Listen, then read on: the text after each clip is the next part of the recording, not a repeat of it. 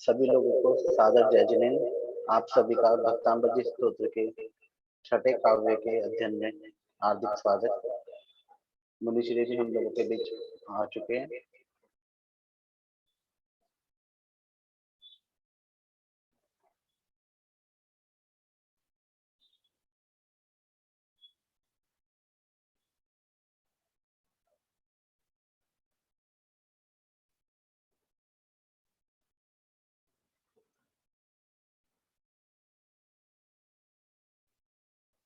जय बोली देवाधिदेव 1008 श्री आदिनाथ भगवान की जय। जय बोली आचार्य श्री मानतुंग स्वामी की जय। जय बोली आचार्य श्री सौभाग्य सागर जी महाराज की जय। बोलिए मुनि श्री सुख सागर जी मुनिराज की जय। आज के भक्तामृत स्तोत्र के अध्ययन के छठे काव्य के दिन में हम श्री रजनी जैन जी को आमंत्रित करते हैं, वो मंगलाचरण प्रारंभ करें। श्रीमती हैं, अपना माइक अनम्यूट करें।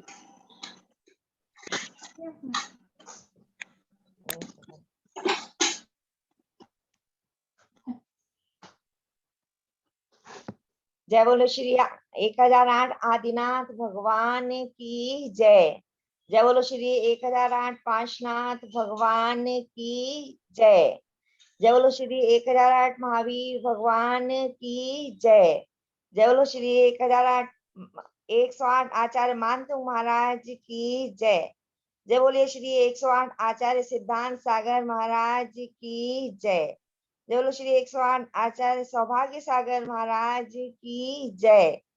जय बोलो श्री 105 शुभ सागर महाराज की जय। मंगलम भगवान वीरो मंगलम गौतमो गढ़ी मंगलम कुंद कुंदाचार्यो जैन धर्मोस्तु मंगलम। सुध्यान में लवलीन हो जब घातिया चारोहने सर्वज्ञ ज्योति विरागता को पालिया प्रभु आपने। उपदेश देहित करने को भव्य निज सम कर दिए रवि ज्ञान किरण प्रकाश डालो आदि मेरे भी ये आदि मेरे भी ये। जय श्री 1008 आदिनाथ भगवान की जय।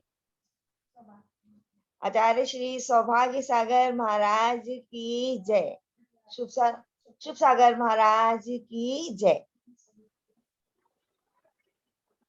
जी, श्री रजनी जैन जी ने भक्तामृत स्तोत्र के छठे अध्ययन में आज का मंगलाचरण किया। इसी आज की क्लास स्टार्ट करने के लिए हम मुनि श्री शुभ सागर जी के चरणों में निवेदन करते हैं, हे मुनिराज हमें भक्तामृत स्तोत्र का अध्ययन कराएं। नमोस्तु मुनिवर नमोस्तु मुनिवर। जय बोलिए मुनि श्री शुभ सागर जी मुनिराज की जय। जय।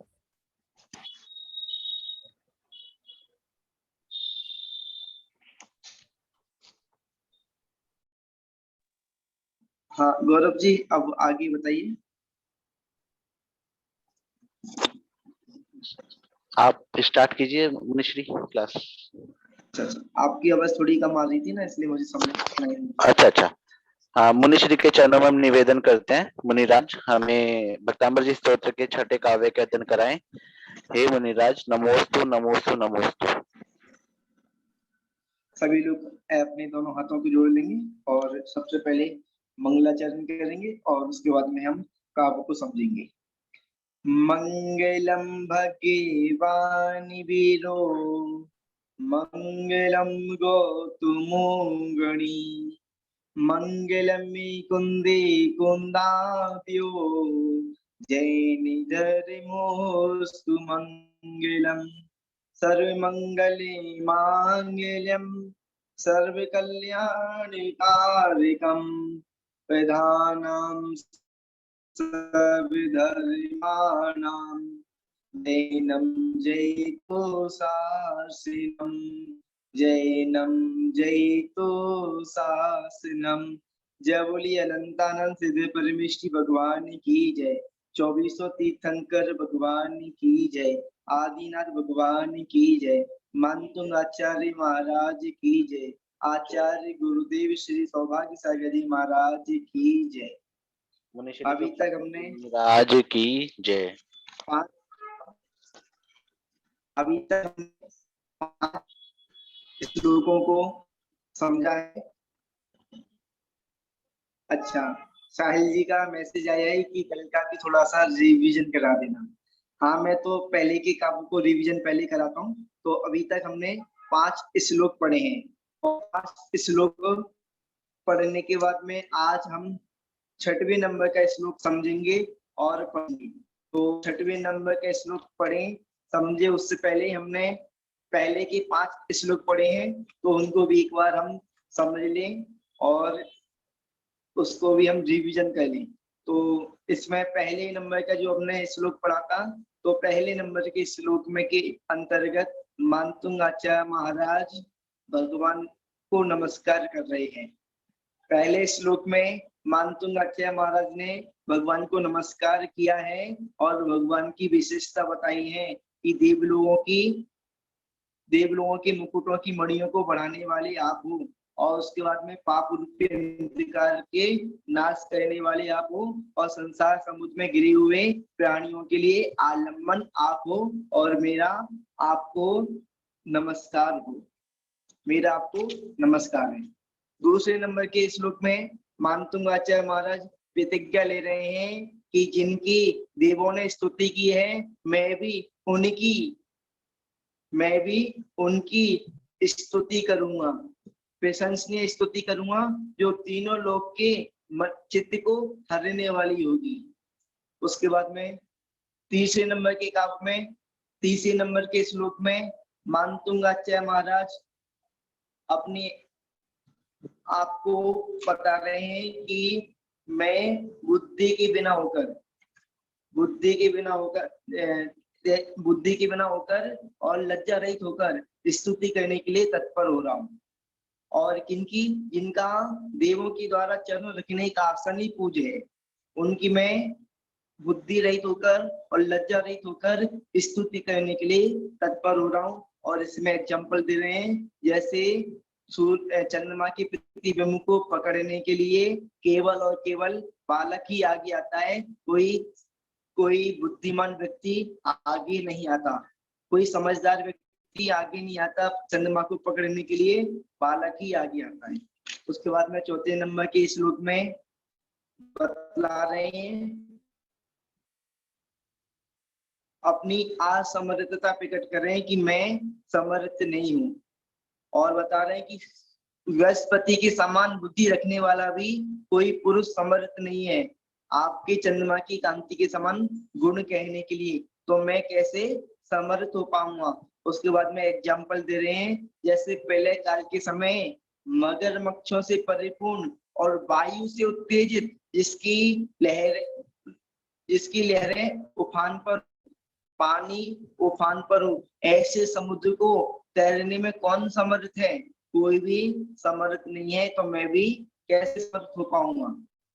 उसके बाद में श्लोक में बता रहे हैं कि मैं आगे आ तो गया हूँ, अब आगे आने के बाद में आपकी भक्ति के वशीभूत होकर आप में ऐसा वशीकरण है कि आपके वश में होकर मैं स्तुति करने के लिए तैयार हुआ हूँ, आपके वशीभूत होकर मैं स्तुति करने के लिए तैयार हुआ हूँ। और उसके बाद में एग्जाम्पल दिया इसमें, जैसे हिरणी में शक्ति नहीं होती शेर से लड़ने की, पर यदि हिरणी के बच्चे को शेर पकड़ ले अपने पंजे में, तो हिरणी अपने बच्चे को छुड़ाने के लिए शेर से लड़ने के लिए चले जाती है, शेर के सामने पहुंच जाती है। और मेरे अंदर भी शक्ति नहीं है, पर आपसे स्नेह मेरा, आपसे प्रेम है, तो आपके स्नेह और आपके प्रेम से यानी कि आपकी भक्ति के वशीभूत होकर मैं स्तुति करने के लिए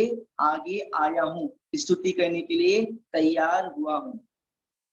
ये अपने इस तरीके से 5 श्लोक पूर्ण हुए और आज हम 6वें नंबर का श्लोक पढ़ेंगे। और 6वें नंबर के श्लोक में आचार्य महाराज अपनी लघुता प्रदर्शन कर रहे हैं, अपने आप में लघुता यानी कि अपने आप को बता रहे हैं कि मैं बहुत छोटा हूँ, मैं बहुत छोटा हूँ, मैं बहुत लघु हूँ। तो सबसे पहले हम इसका उच्चारण समझेंगे 5वें नंबर के श्लोक का, उसके बाद में शब्दार्थ समझेंगे और उसके बाद में भावार्थ समझेंगे। तो इसमें सबसे पहले श्लोक लगा दें जिससे हम उच्चारण समझ सके। उच्चारण करें हम 6वें नंबर के श्लोक का। और 6वें नंबर का श्लोक खास बच्चों के लिए बहुत इंपॉर्टेंट होता है, बच्चों के लिए, बड़ों के लिए भी होता है। इस श्लोक से पढ़ने से, इस श्लोक को पढ़ने से बुद्धि का विकास होता है। और जिस किसी को भी यदि पढ़ता हो, याद ना होता हो या पढ़ने में मन लगता हो, किसी प्रकार की शिक्षा संबंधित कोई भी समस्या हो, तो इस श्लोक को यदि कोई पढ़ेगा 6वें नंबर के श्लोक को और रिद्धि और सिद्धि मंत्र का जाप करेगा तो उसको इस समस्या से छुटकारा प्राप्त हो जाएगा। यदि किसी का पढ़ने में मन नहीं लगता तो वो उसका पढ़ने में मन लगने लगेगा, किसी को यदि याद ही नहीं होता तो उसको याद होने लगेगा। तो 6वें नंबर के श्लोक का वैसे तो खासकर बच्चों के लिए कहते हैं क्योंकि बच्चे उस समय पढ़ रहे होते हैं, बच्चों का पढ़ने का समय होता है, वो कोई किसी क्लास में, कोई किसी क्लास में पढ़ रहा है, तो बच्चों के लिए खासकर बोलते हैं कि आप 6वें नंबर के श्लोक का वाचन करें, पाठ करें और रिद्धि और सिद्धि मंत्र का भी पाठ करें। तो पढ़ते तो हैं पर अभी तक शायद उच्चारण में भी कोई गलती हो जाती होगी, और उच्चारण में नहीं तो फिर शब्द में कोई समस्या होती होगी कि इस शब्द का अर्थ क्या होता है, और नहीं तो इसको भावार्थ में समस्या होती है। 6वें नंबर का अर्थ क्या होता है, तो आज हम इसके का समझ लेते हैं कि 6वें नंबर का काम पढ़ता है तो इसका अर्थ क्या होता है। तो इसका आज हम अर्थ समझने की कोशिश करेंगे और इसके 6वें नंबर की काव्य का अर्थ समझते हैं। तो 6वें नंबर के काव्य का अर्थ समझे, उसमें उच्चारण समझते हैं। इसमें लिखा हुआ है अल्प, अल्प लिखा है और इसमें संस्कृत व्याकरण के अनुसार, संस्कृत व्याकरण के अनुसार इसमें अल्प के बाद में आधा सा, अल्पश, आधा का सा का उच्चारण होगा। अल्पश्रुतम, ये उच्चारण शास्त्र को यदि हम पढ़ेंगे तो उससे हमको पता पड़ेगा कि किस तरीके से उच्चारण होता है। तो बहुत अच्छा है, सोने में सुहागा है। और यदि आप नहीं करते हैं तो आपकी गलती नहीं मानी जाएगी, और यदि आप साग का उच्चारण करते हैं तो आपका वो उच्चारण विशिष्ट उच्चारण कहलाएगा। अल्पश, अल्पश, अल्पश। उसके बाद में श्रुतम, श्रुतम में आधा सा होता है और रा होता है, श्रा, और उसमें ऊ की मात्रा लगी हुई है, तो शुरू, शुरुतम, शुरुतम। वैसे ऊ की मात्रा इसमें यदि रा में लगती है ना तो जहां लगती है ऊ की मात्रा, पर हम ऐसे बता रहे हैं श्रुतम, अल्पश, और अपना ये हो गया अल्पश्रुतम। उसके बाद में श्रुत वताम, श्रुत वताम, और उसके बाद में परिहास धाम, अल्पश, श्रुतम, श्रुत वताम, परिहास धाम। इस तरीके से अपना पहला चरण हो गया अल्पश, अल्पश, श्रुतम, श्रुत वताम, परिहास धाम। और अब दूसरे नंबर के चरण को देखते हैं। तो दूसरे नंबर के चरण में त्वद यानी कि उच्चारण आधा करें। त्वद भक्ति, त्वद भक्ति रेव, त्वद भक्ति रेव मुखरी, मुखरी। इसमें तीन बड़ी मात्रा लगी है तो इसको री को लंबा खींच देंगे, मुखरी। और मुखरी के बाद में कुरुते, मुखरी कुरुते। बलान, बलान जैसे ऊपर लिखा हुआ ना, माम, बलान, इसमें मिट गया बलान और उसके बाद में माम, बलान माम। त्वद भक्ति रेव मुखरी कुरुते बलान माम। इसमें ये कुरुते रू यानी कि इसमें छोटी ऊ की मात्रा लगी है। इसमें छोटी ऊ की और बड़े ऊ की मात्रा का कैसे पता पड़ता है? ये बना देते हैं रा, और रा में यदि ऐसे बना देते हैं तो जो छोटी ऊ की मात्रा है, और रा के बाद में इस तरीके से गोला बना देते हैं तो ये बड़ी ऊ की मात्रा होती है। इस तरीके से रा में मात्रा लगाई जाती है, छोटी ऊ की और बड़ी ऊ की। इसमें ऐसे बना दिया छोटी ऊ और इसको ऐसे घुमा दिया तो ये बड़ी ऊ की मात्रा लग गई। तो इसमें छोटी ऊ की मात्रा लगी है कुरुते में, रू में कुरुते, कुरुते बलान माम।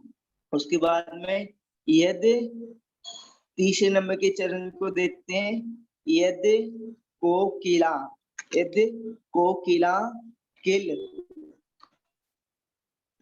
किल मधु, मधुरम। मुनीश जी आपकी आवाज बीच में ब्रेक,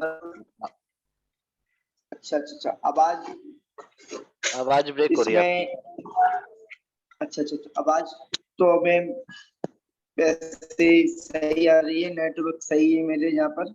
और मैं दोबारा कोशिश करता हूँ थोड़ा सा और तेज बोलने की। चलो थोड़ा धीरे बोलिए, स्पीड में धीरे, क्या? स्पीड कम करके बोलिए थोड़ा। अच्छा ठीक है, मैं स्पीड कम बोल के करके बोलता हूँ। इसमें जो मैंने लिखा है ना, ये अभी मिट नहीं रहा। मैं इसको रीजर से मिटा रहा हूँ। जो रूल लिखा है ना मैंने, इसको उठा रहा हूँ मैं, इसको जट नहीं रहा है मेरे से। मैं इरेज कर देता हूँ। हाँ आप कर दो। मैंने उठा रहा हूँ तो हट नहीं रहा ये सब मेरे से। अभी तक कट रहा था मेरे से, चलो कोई बात नहीं। उसके बाद में तीसरे नंबर के चरण को देखते हैं। यद कोकिला किल मधु मधुरम बेरोती, यद कोकिला किल मधु मधुरम बेरोती। उसके बाद में चौथे नंबर के चरण को देखते हैं।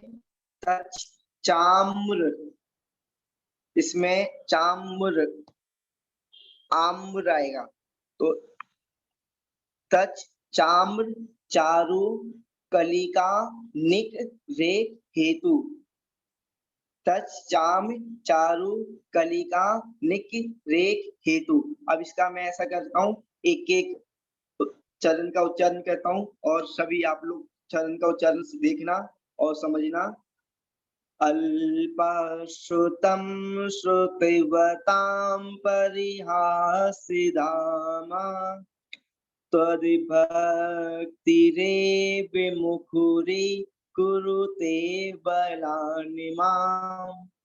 यदि को मधु मधुरं विरोति तच्चामि चारु कलिकानि करे की हेतु। किसी एक को बोलो, वो उच्चारण करेंगे जब तक।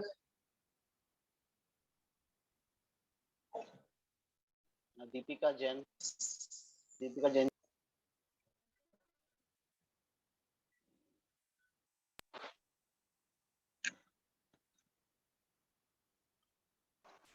दीपिका जैन जी अनम्यूट करें अपने आप को। हाँ जी, उच्चारण कीजिए। अल्पं श्रुतं श्रुवतां परिहासे धाम तद्भक्तिरे विमुखिरे कुरुते बलान् यत्कोकिलः किल मधुरं विरोति चारुकलिका निकिरे के हेतु। बहुत बढ़िया उच्चारण किया है आपने। और अब चलते हैं अर्थ की साइड। अल्पम अल्पम अल्पश आएगा, अल्पश्रुतम। ठीक है, अब इसका अर्थ की साइड चलते हैं, इसका हम अर्थ समझते हैं। तो अर्थ वाला लगा दें, अर्थ वाला जिसमें अर्थ लिखा हुआ है। अल्प, अल्प माने होता है थोड़ा, थोड़ा यानी कि कम। अल्प यानी कि थोड़ा होता है, कम होता है। और श्रुतम यानी होता है, श्रुत का मतलब ज्ञान होता है। अल्प का मतलब थोड़ा होता है और श्रुत का मतलब होता है ज्ञान। हम जितने भी जिनवाड़ी माता है, जितने भी शास्त्र है, वो सब श्रुतम कहलाता है, यानी कि श्रुतम ज्ञान। अल्प यानी कि कम, श्रुतम यानी कि ज्ञान। इसका आएगा अल्प ज्ञानी, अल्प ज्ञानी। और उसके बाद में श्रुतवताम, श्रुतवताम यानी कि जो अधिक श्रुत को जानने वाला है, यानी कि विद्वान। और ज्ञानी भी कह सकते हैं, अल्प ज्ञानी और ज्ञानी, विद्वानों का, विद्वानों की, विद्वान यानी कि ज्ञानियों की। उसके बाद में परिहास, परिहास का मतलब होता है हंसी उड़ाना, किसी की हंसी कहना, हास्य कहना। और धाम यानी कि पात्र हो रहा हूं, हंसी का पात्र। अल्प यानी कि थोड़ा, श्रुतम यानी कि ज्ञान, और श्रुतवताम यानी कि श्रुत अधिक ज्ञान वाले, ज्ञानी यानी कि विद्वानों की। परिहास यानी कि हास, हंसी कहना। और धाम यानी कि पात्र होना, हंसी का पात्र हो रहा हूँ। उसके बाद में त्वद, त्वद का मतलब होता है आपकी। और त्वद के बाद में भक्ति लिखा है, तो भक्ति तो भक्ति होगा उसका मतलब, यानी कि स्तुति कहना, भक्ति कहना, स्तुवन कहना। रेप, रेप का मतलब होता है, रेप में से जो रे लिखा हुआ है, तो रा इसमें विसर्ग बन जाएगा भक्ति में, और रा में से रे में से ए बचेगा, तो एव का मतलब होता है ही, एव का मतलब होता है ही। उसके बाद में मुखरी, मुखरी का मतलब होता है प्रेरित, प्रेरित वाचाल। और नहीं तो प्रेरित यानी कि किसी से प्रेरित, प्रेरित होके कुछ काम करना। और कुरुते यानी कि करना, कुरुते यानी कि कर रहा हूं और कर रही है। बलात् यानी कि बलपूर्वक, बलपूर्वक। और माम यानी कि मुझको, माम का मतलब होता है मुझको। उसके बाद में यद, यद का मतलब होता है जो, यानी कि जो व्यक्ति, जो जिस किसी को, जिस या जो इस तरीके से मतलब निकलता है यद का। उसके बाद में कोकिला, कोकिले का मतलब होता है कोयल, कोकिले का अर्थ होता है कोयल। और किल यानी कि निश्चय से, निश्चय से, वास्तविकता में। और मधु यानी कि वसंत ऋतु को मधु, मधु बोलते हैं, वसंत ऋतु को मधु। और मधुरम यानी कि सुरीली आवाज को मधुरम बोलते हैं, सुरीली आवाज को। और विरोती यानी कि कूकने को बोलते हैं, कूकने को, कूकने को विरोती बोलते हैं। और उसके बाद में तच, ततच्छ, ततच्छ यानी कि उसमें, ततच्छ निकलेगा इसमें, ततच्छ।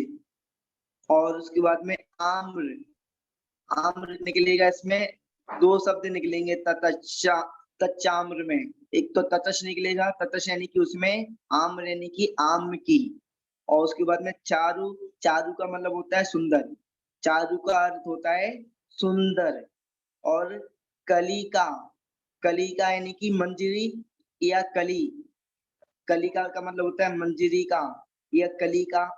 या नहीं तो इसको, जो पेड़ की जो कलिका होती है ना, जो पूरा गुच्छा होता है, उसको कलिका बोलते हैं। और उसके बाद में निक, निकर, इसमें से रे निकल जाएगा, निकर यानी कि समुदाय, समूह, और एक यानी कि एक लिखा है, जे लिखा है, रैक, तो रैक में से ए बनेगा और रा बाहर जाएगा, तो निकर, हेतु यानी कि कारण, हेतु का मतलब कारण होता है।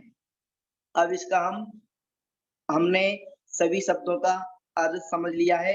अब इसका हम वाक्य निर्माण करेंगे। तो अर्थ एक बार और मैं आपको बता देता हूँ। अल्प यानी कि कम और श्रुत यानी कि ज्ञान, कम ज्ञानी। श्रुतवताम यानी कि ज्यादा ज्ञानी, कम ज्ञानी और ज्यादा ज्ञानी। यानी कि ज्यादा ज्ञानी कौन होते हैं? विद्वान। परिहास यानी कि हंसी करना। धाम यानी कि पात्र, पर्सन, व्यक्ति।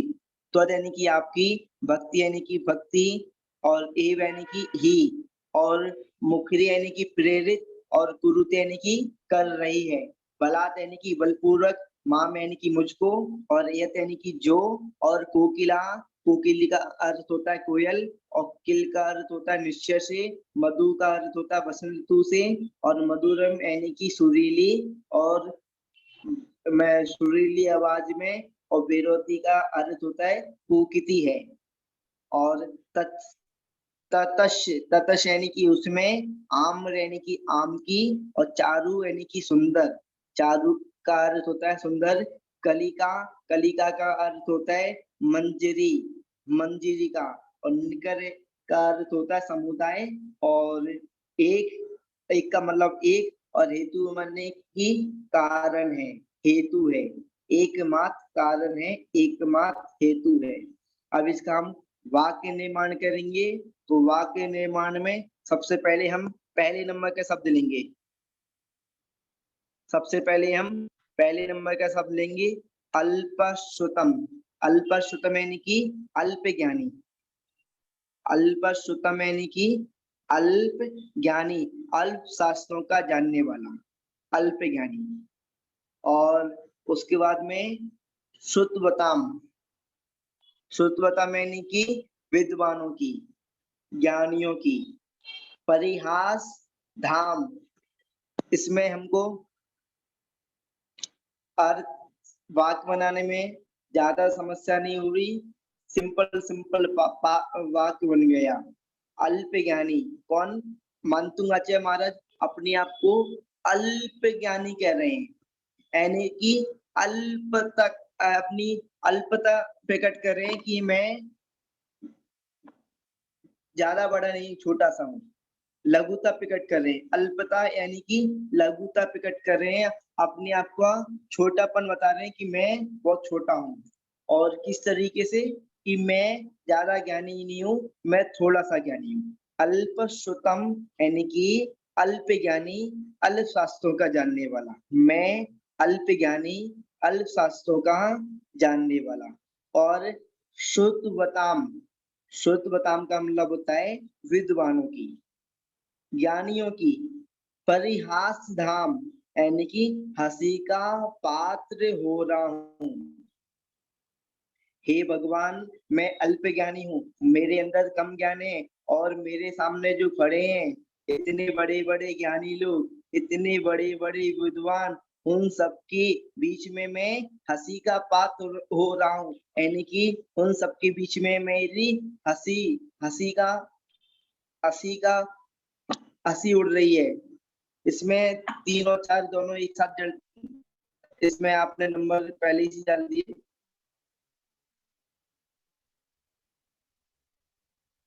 इसमें नंबर आपने पहले ही डाल दिए।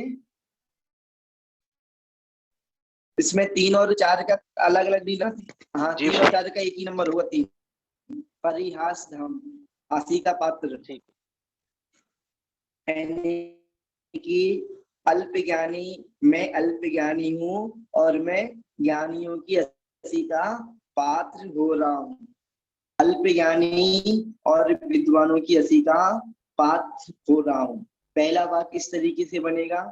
और अपना पहला वाक्य हो गया कि मैं अल्प ज्ञानी, ज्ञानियों की हंसी का पात्र हो रहा हूँ।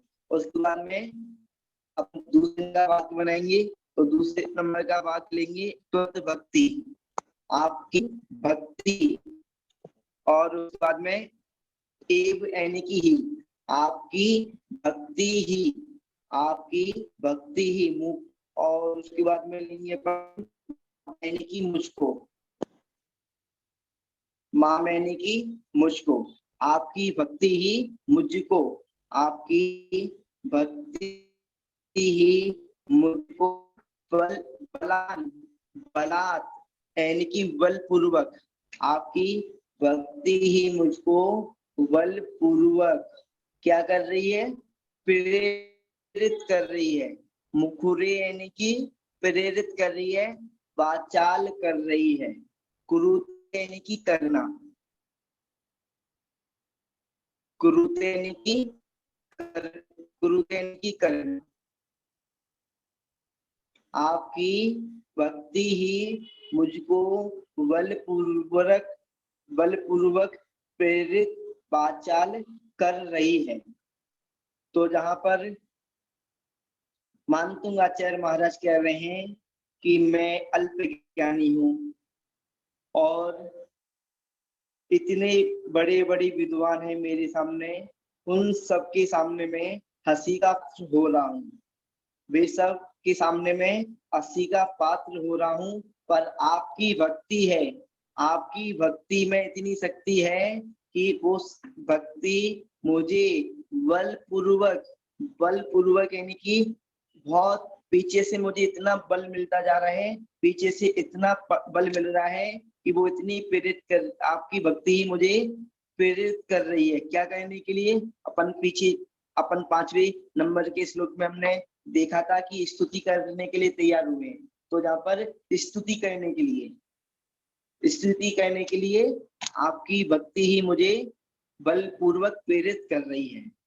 जहाँ पर अपने आप को अल्प ज्ञानी बताया, और कोई भी व्यक्ति यदि कोई भी बच्चा यदि इस स्तुति को पढ़ेगा तो पढ़ के ज्ञानी हो जाएगा, यानी कि उसको यदि पढ़ाई में मन नहीं लगता तो उसको भी पढ़ाई में मन लगने लगेगा कि भगवान मैं तो कुछ नहीं जानता, पर आपका ही मुझे बल मिलता रहे जिससे मैं सब कुछ जानता रहूं, मैं सब कुछ जानने लगूं, मैं कुछ नहीं कर सकता, भगवान मुझे आपका बल मिलता रहे जिससे मैं सब कुछ कर सकूं।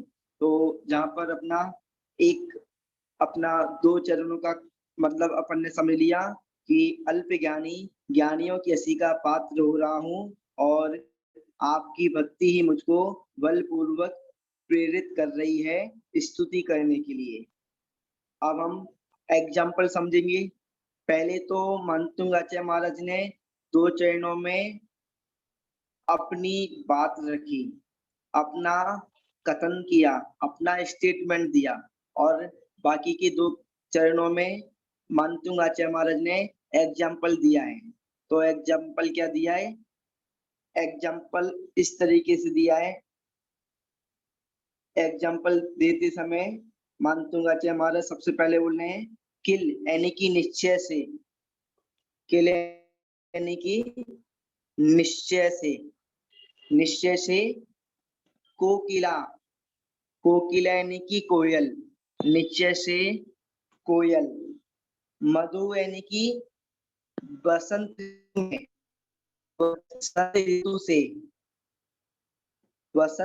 ऋतु से, मधुरम सुरीली, वसंत ऋतु से मधुरम यानी कि सुरीली आवाज, मधुरम सुरीली आवाज में, विरोती यानी कि कूकती है। आपको मैं बता दूं, कोयल जो मधुर आवाज में कूकती है, कोयल जो मधुर आवाज में कूकती है, कब कूकती है? बसंत ऋतु में। कोयल हमेशा ही अपनी मीठी आवाज में नहीं बोलती, कोयल केवल और केवल वसंत ऋतु आती है तभी वो अपनी मधुर आवाज में बोलती है, कूकती है। कू की आवाज बसंत ऋतु निकालती है। और कैसे निकालती है? तो जहां पे लिखा है कैसे निकलती है बसंत ऋतु में? कूकती है। उसमें क्या कारण होता है? उसमें आम की आम आम यानी कि आम की सुंदर आम की सुंदर क्या चीज? मंजरी, कोपल, कलिका, आम की सुंदर कलिका, मंजरी का समुदाय, निकर यानी कि समुदाय, निकराय एक मात्र हेतु है।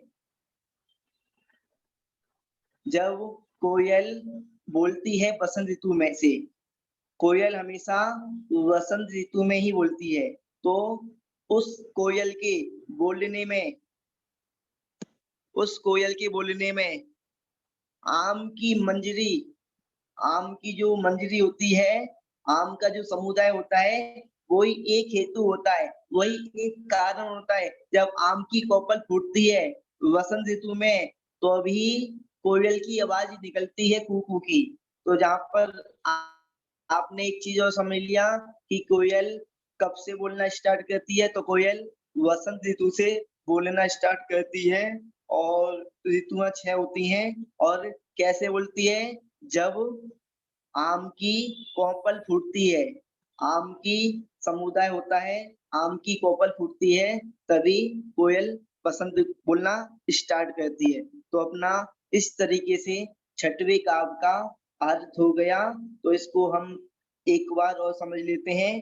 तो जहाँ पर मानतुंग आचार्य महाराज कह रहे हैं कि मैं अल्प ज्ञानी हूँ और ज्ञानियों की हंसी का पात्र हो रहा हूँ। मैं अल्प ज्ञानी हूँ, ज्ञानियों की हंसी का पात्र हो रहा हूँ। भगवान आपकी भक्ति ही मुझको बलपूर्वक प्रेरित कर रही है। अभी अपन ने पीछे पढ़ के आए थे, क्या कर रहे हैं? स्तुति कर रहे हैं। तो क्या करने के लिए? स्तुति करने के लिए। स्तुति करने के लिए आपकी भक्ति ही मुझको बलपूर्वक प्रेरित कर रही है। और उसके बाद में नीचे एग्जाम्पल दिया है, निश्चय से कोयल वसंत ऋतु से सुरीली आवाज में जो कूकती है ना, जो कूकती है, उसमें ततश यानी कि उसमें जो कूकती है, उसमें जो कूकती है, उसमें आम की सुंदर मंजरी का समुदाय ही एकमात्र कारण है, एकमात्र हेतु है।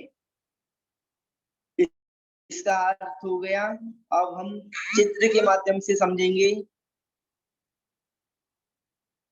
चित्र लगा दें तो चित्र के माध्यम से समझेंगे कि अब इसमें छठवें नंबर की काव्य में जो आचार्य महाराज कह रहे हैं, तो चित्र में किस तरीके से हम उसको समझ पाएंगे कि आचार्य महाराज क्या कह रहे हैं। तो जहाँ पर भगवान जी बना दिए और भगवान जी बनाने के बाद में कुछ विद्वान बना दिए साइड में इस साइड विद्वान खड़े हुए हैं और विद्वान और अपने आप को झुक के बोल रहे हैं कि मैं ज्ञानी नहीं हूँ, मैं अल्प ज्ञानी हूँ। जहाँ पर समझ लो कि एक मानतुंग आचार्य महाराज खड़े हैं और बोल रहे हैं कि मैं ज्ञानी नहीं हूँ, मैं अल्प ज्ञानी हूँ। और जो ज्ञानी खड़े हुए हैं, उनकी हंसी का मैं पात्र हो रहा हूँ।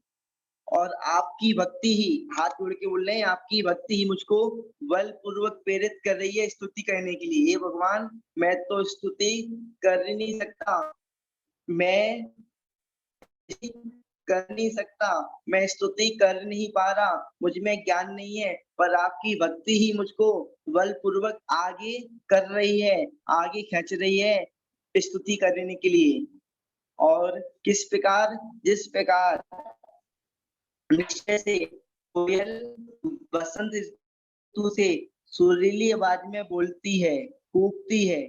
कोयल बसंत ऋतु में जो कूकती है, कोयल भी बसंत ऋतु में कूकती है ना, तो वो अपनी आप नहीं कूकती, आम की, उसमें आम की सुंदर मंजरी का समुदाय ही एकमात्र कारण होता है। जहाँ पर एक आम का पेड़ बना दिया है और इसमें आम के पेड़ में शायद आम लगे होंगे, आम नहीं लगे तो समझ लो आम भी लगे हुए हैं।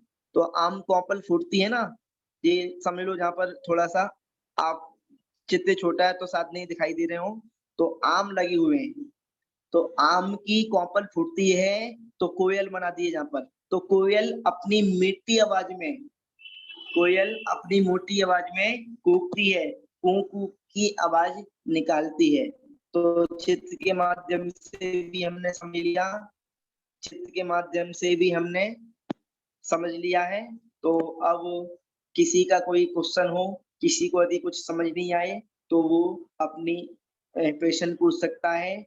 और हमारा इस तरीके से 6वें नंबर का काव्य आज पूर्ण हुआ और कल हम 7वें नंबर का काव्य करेंगे।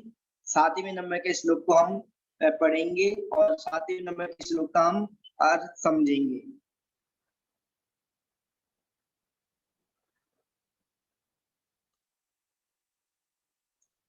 गौरव जी आगे संचालन करेंगे और किसी को कुछ पूछना हो यदि किसी को कोई प्रश्न है तो वो अपना हैंड रेज करें, उनका माइक अनम्यूट कर दिया जाएगा।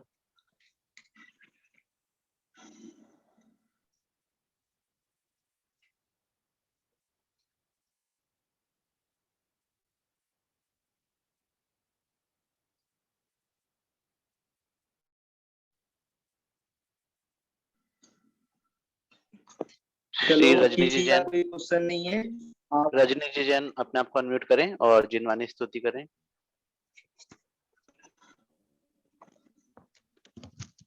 रावणी के ज्ञान ते सूझे लोकालोक, सोवाणी मस्तक नमो सदा देत हो दो। हे जिनवाणी भारती तो ही जपो दिन रैन, जो तेरी शरणा गए सो पावे सुख चैन। देव भजो अरिहंत को गुरु सेवा निर्गन, दया धर्म पालू सदा यही मोक्ष का पंथ। धर्म करत संसार सुख, धर्म करत निर्वाण, धर्म पंथ साधे विनाश, नर तिर्यंच समान। जय बोलो जिनवाणी माता की जय। आज हमारे 6 श्लोक हो चुके हैं और कल 7वें श्लोक पढ़ेंगे और 7वें श्लोक में स्तुति का फल बताया है कि स्तुति करने का क्या फल होता है। अब गौरव की आगे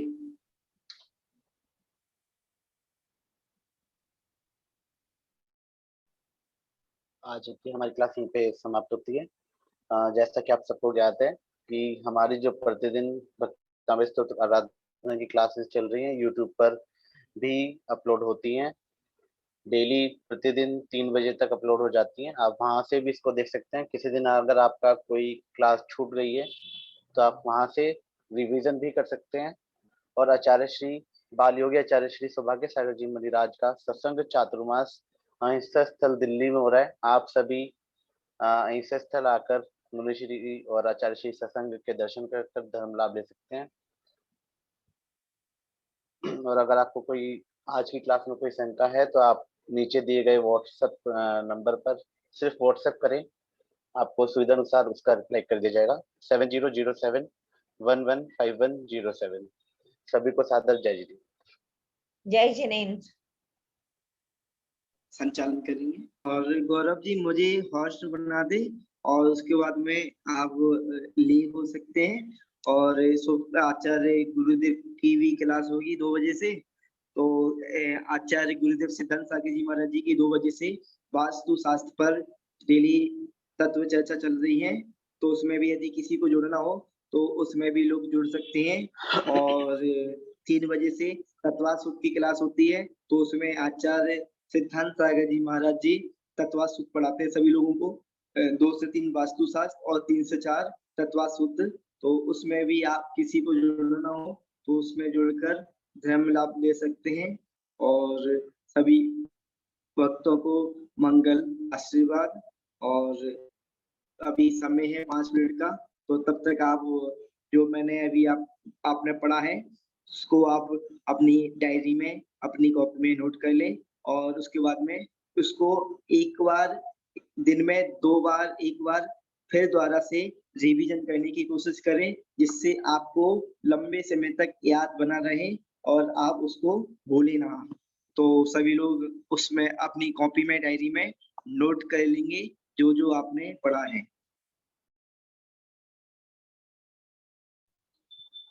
नमस्ते मुनिवर, सभी लोगों को एक और सूचना, अगर किसी को जो हम क्लास में पढ़ रहे हैं इसका कॉपी चाहिए पीडीएफ फाइल में या फिर जेपीजी फाइल में, तो वो मेरे नंबर पर व्हाट्सएप कर मेरे से मांग सकते हैं। मैं अपना नंबर अभी स्क्रीन पर शेयर कर रहा हूँ।